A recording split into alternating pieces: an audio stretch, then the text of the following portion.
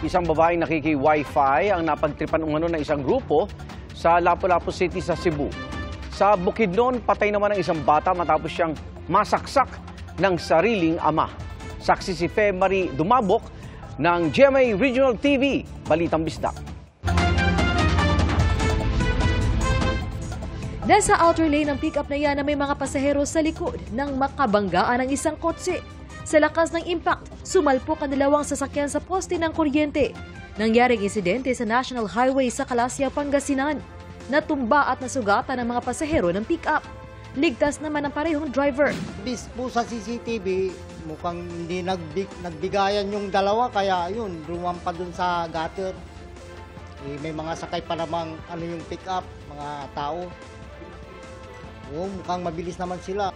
Nagkaayos na sa pulisya ang mga sangkot sa aksidente. Paglapit ng babaeng yan, bigla niyang hinila ang buhok ng isa pang babaeng nakaupo malapit sa indoor arena sa Lapu-Lapu City sa Cebu. Dito na nagsimulang magkagulo na agad namang inawat ng iba pa nilang kasamahan. Ayon sa kapatid ng biktima, nagpunta sila sa lugar para sa libreng Wi-Fi para mag-research at mag-download.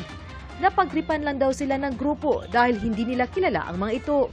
Nagtamo ng mga pasa at galo sa katawan ng dalagita. Nai-report na ang insidente sa pulisya.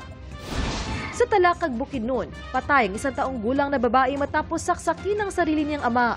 Ayon sa pulisya, bago mangyari ang pananaksak, nag-away muna ang sospek at nanay ng bata dahil umano sa selos. Umalis ang nanay ng bata hanggang sa mangyari na ang krimen. Nagtamo ng saksak sa tiyan ang bata.